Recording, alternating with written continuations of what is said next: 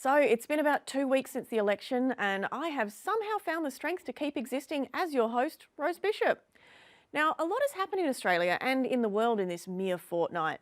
First off, Clive Palmer has come clean and admitted that his $50 million election campaign for his United Australia Party was never focused on actually winning seats, but rather on polarising the electorate and persuading voters not to vote Labor.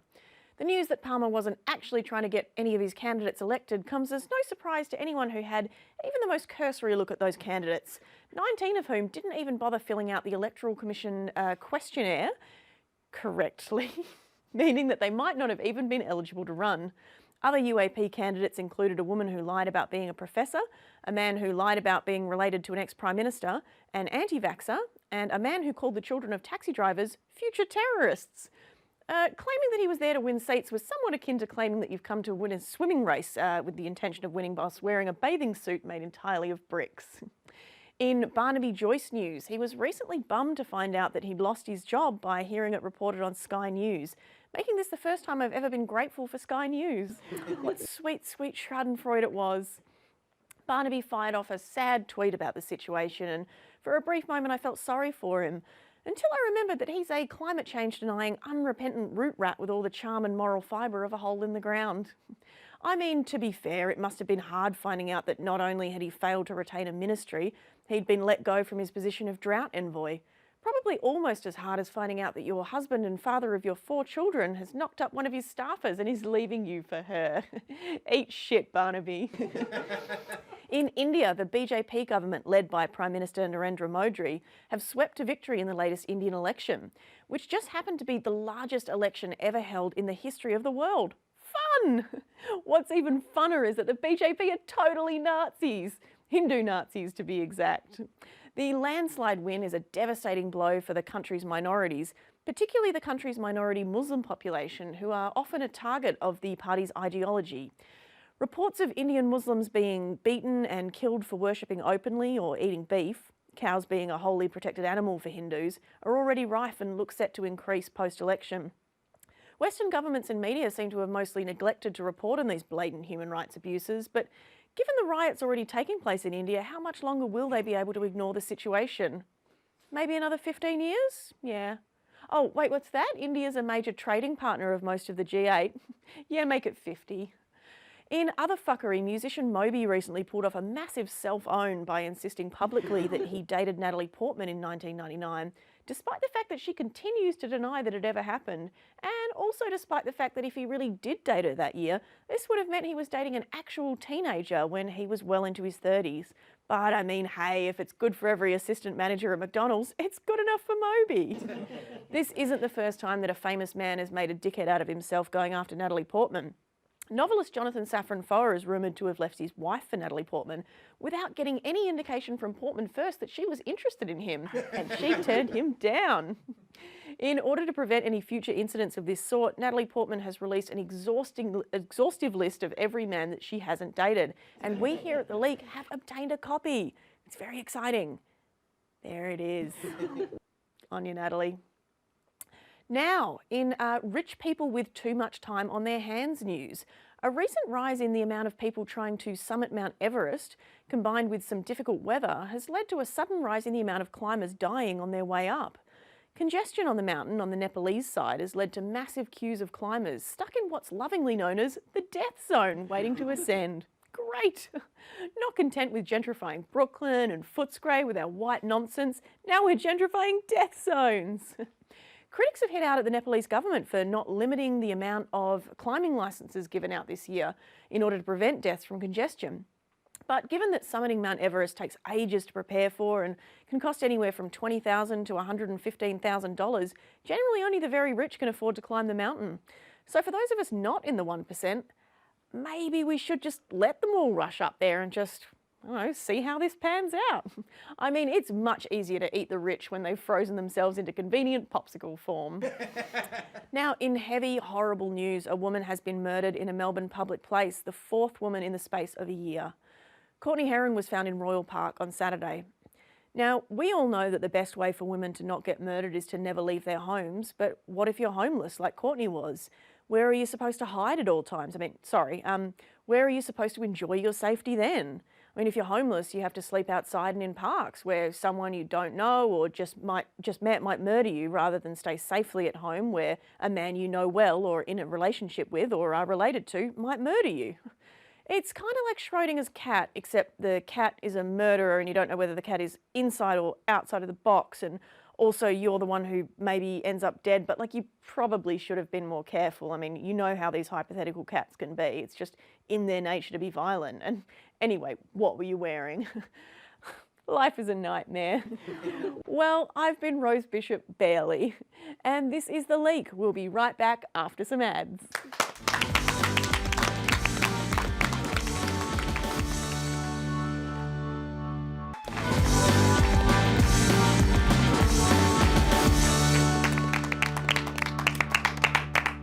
Welcome back to The Leak.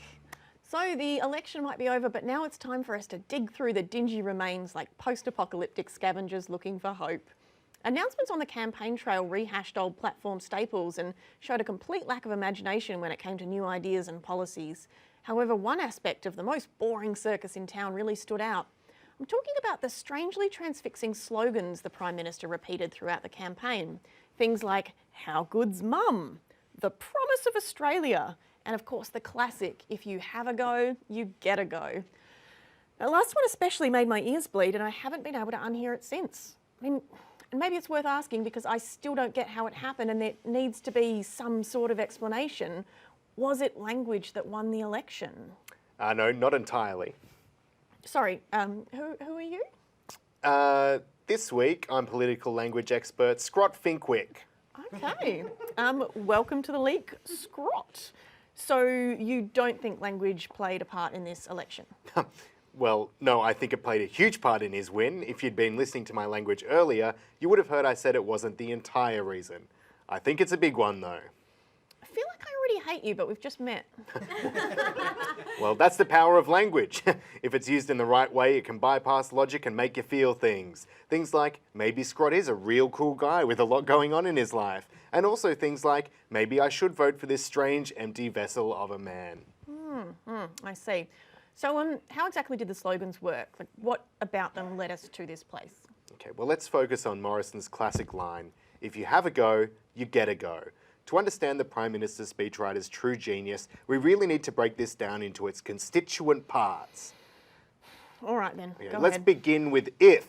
The phrase begins with a condition. If something happens, something else may or may not happen. A whiff of suspense draws us in, and then quick on its heels comes you. The listener now knows that they are an active participant in these proceedings. Very exciting. A man of the people, Morrison has drawn them in. The condition is now theirs. If they do something, who knows what will occur or not occur.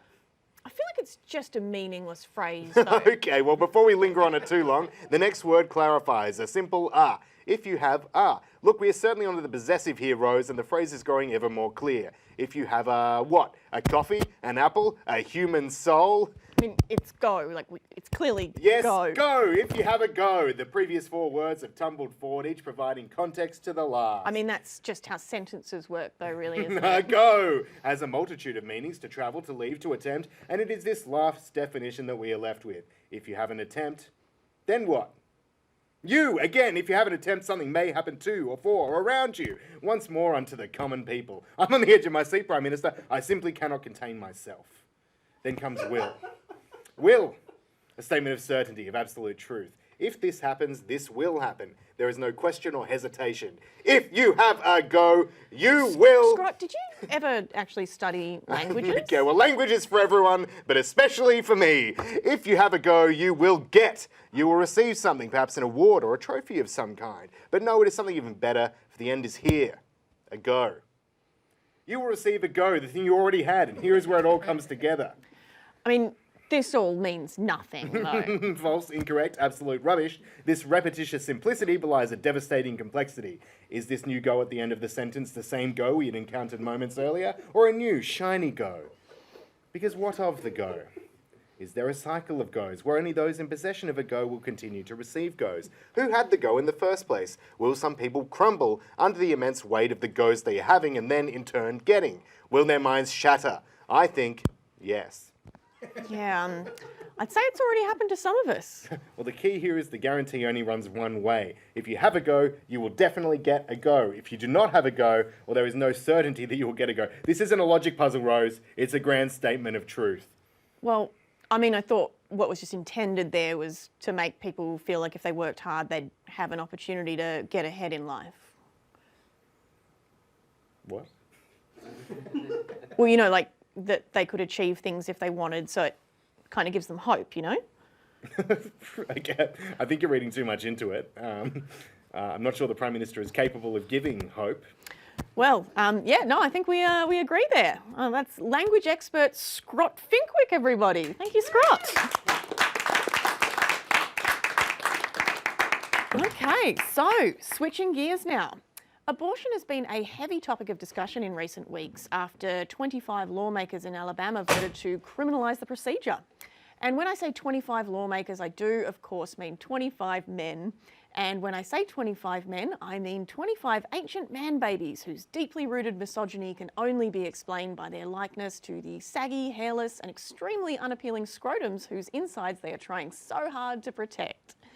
The legislation bans abortions at every stage of pregnancy and criminalises doctors who could be charged with felonies and face up to 99 years in prison.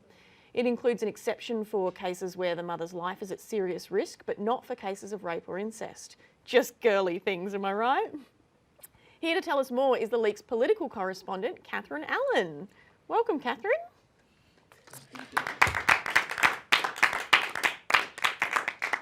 Hi Rose, it's great to be here. I just threw up in my handbag. Ah, okay, as professional as always. Sorry, I'm a bit hungover. I am sorry to hear that. What did you get up to last night? Did you polish off a bottle of $12 Shiraz and pass out in the bushes outside your local petrol station while on the hunt for snacks? No, that was last weekend. And the weekend before that. And the weekend before that. And come to think about it, the weekend before that. But last night was different. I had sexual intercourse with a man with a penis. Oh, hell yeah. Hell yeah, indeed. Everything hurts and I'm dying. Oh. What was the lucky gent's name?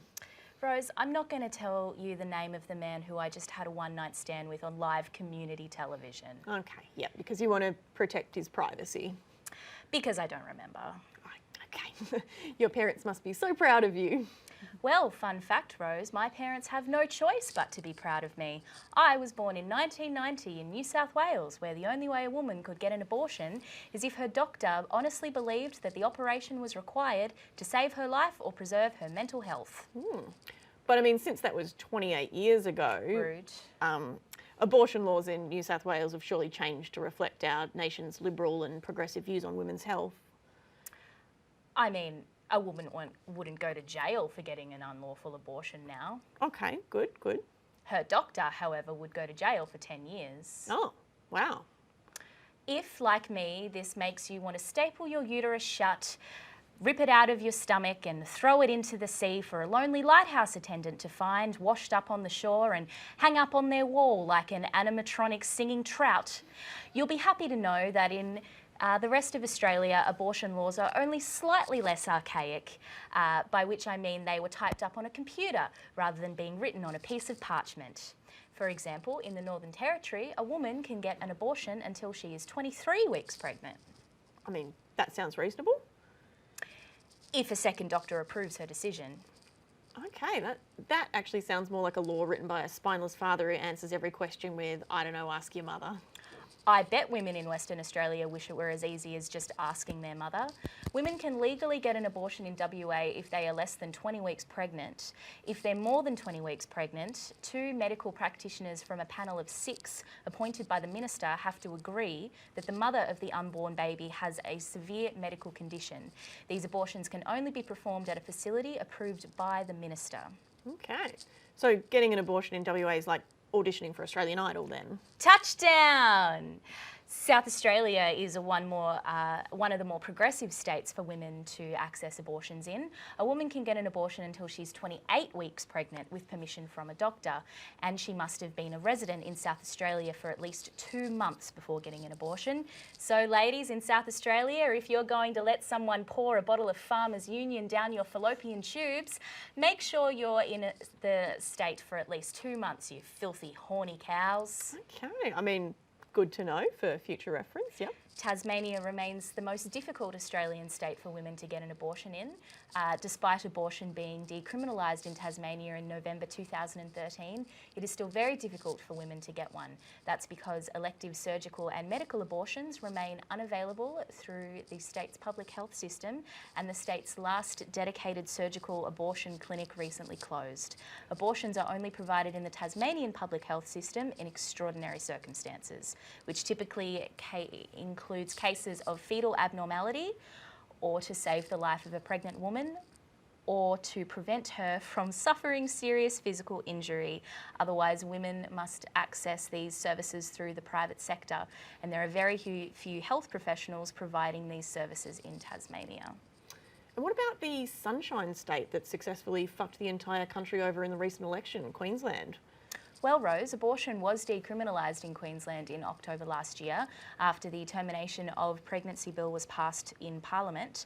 In response to the excessive backlash from the decision, safe zones of 150 metres have been implemented and are enforced around abortion clinics. So now women in Queensland can not only access safe abortions, but also won't have to endure Barry screaming in their face about protecting the lives of innocent children, despite the fact that Barry voted for Clive Palmer and thinks climate change is a bunch of hooey. So, Catherine, you had sexual intercourse last night, as discussed. Thank you for bringing that up again, Rose. You're welcome. So if you find yourself with child and you would like to become without child, which Australian state would you choose to jump through a ridiculous amount of administrative and legal loopholes to avoid having to announce on Facebook that you're pregnant with your Tinder date's baby in? Well, Rose, I've thought a lot about it because I am a woman living in Australia in 2019, a country whose abortion laws are less progressive than they are in Saudi Arabia, a country that only gave women the right to drive last year. I still don't have the right to choose what to do with my body in this country. I can't even indulge in the simple pleasure of letting a sweaty man lie on top of me while I think about what I'm going to have for dinner, or that I really should read 1984 by George Orwell, without worrying that I might end up pregnant, and if I do, that the process of getting an abortion will be so difficult that I might as well become a nun. But there is still hope, Rose. There is one state we haven't mentioned, the ACT. I genuinely forgot about the ACT. So do most people, except the politicians, or the ACT, or as I like to say, abortion's cool there. It is the only state in Australia where there are no laws making specific reference to abortion within the Crimes Act. So what you're saying is that if women want safe and affordable access to an abortion, they have to go to Canberra? That's correct. I'm never having sex again. Yeah, me neither. Would you please thank our very hungover political correspondent, Catherine Allen. And stick around for more after the break.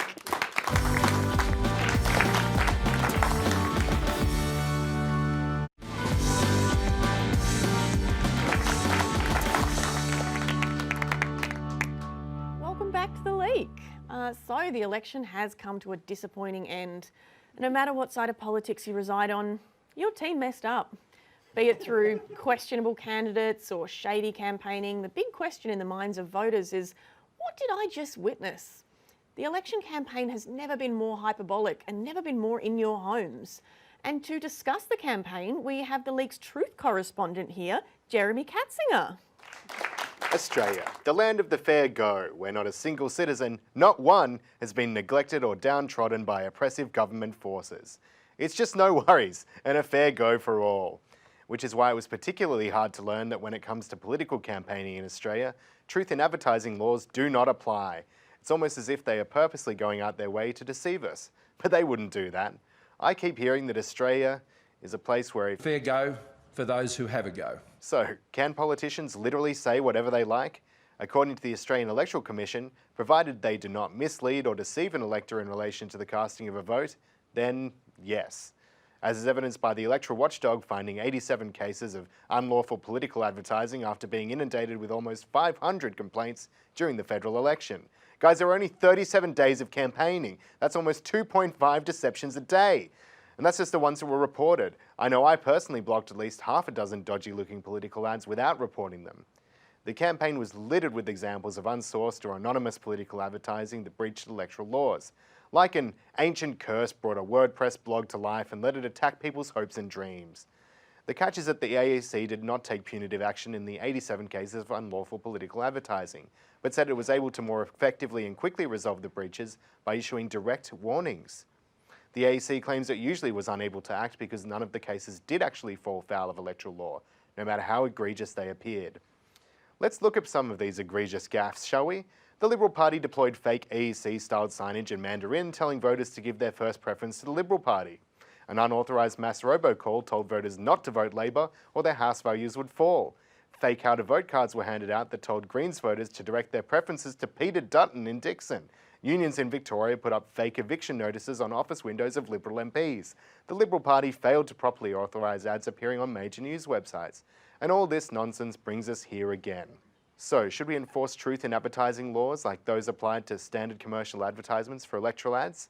Integrity experts say the patently false and scandalous claims spread during the election give renewed impetus for truth in political advertising laws, saying reform is now a no-brainer. The main driver of this new no-brainer campaign being Australia's #1 source of not having a brain, social media posts. And don't forget Clive Palmer's $50 to $55 million campaign for the United Australia Party that certainly united Australia, but not in the way he was expecting, and inspired increased love in the arts. Reform has routinely been described as unworkable and a potential restriction on free speech. But the free speech argument is interesting because even free speech is restricted. You can't shout fire in a crowded theatre is the go-to example. I would argue that this monstrosity, created by the Involuntary Medicators Objectors Party, or the I would rather my child be dead than autistic party, is the election advertising equivalent of shouting fire in a crowded theatre. But this year's campaign has renewed calls for reform from across the political divide, including Jason Falinski for the Liberals, newly elected independent Zali Steggall, and the Greens. Good to see such a wide swathe of politicians can agree on something, even if it isn't the inevitable heat death of the planet. The electoral watchdog has formally warned the Liberal Party about the lack of sourcing on party ads appearing on major news websites. And that is the only type of fast-acting and direct punishment any major party has received. It's the AEC really leaning into dad voice saying, hey mate, we talked about this. Now say you're sorry, and we'll go out for an ice cream later, buddy, all right? Just come on. So the rules for political advertising are all too obviously outdated. The legislation for the AEC was written in 1918. The newest, hottest trend in communication that year was fortune cookies, and rules around broadcast passed in 1992. That was pre-DVD. Even the most updated part of the rules has been wildly surpassed. Essentially, we are fighting a drone war with a flintlock pistol. So what can we do? If the AEC won't enforce it, we might have to. We need to hold governments to a higher standard than we hold Pepsi. And I put Pepsi on my lips. I have two possible solutions. We apply the same standards as regular advertising, then run the governing like a lottery. If you officially register a complaint, that leads to a party being fined. You get a percentage of your taxes back. Think of it as the employee discount you've earned by having to do the government's job for them. Or we create a new body who decides what is unlawful, kind of like a law and order for ads, who'll have to enact a retroactive fine a year or so down the road to give time to do the follow-through.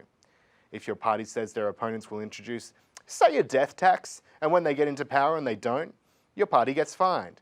If you make pie-in-the-sky promises and don't make legitimate attempts to follow through, you get fined. So parties like Clive Palmer and One Nation will find themselves into oblivion. Who knows, it might force parties to campaign on policy rather than attack ads. Where do we get the money, you ask? We find them now for the past. We could raise a whole government department on the amount of times the Liberal Party has claimed they are the party of good economic management. It's capitalism fighting capitalism, the cause of and solution to all of life's problems, but mostly the cause. Thank you, Jeremy. Well, that is all for this week. Thank you so much to our correspondents, and thank you all for tuning in.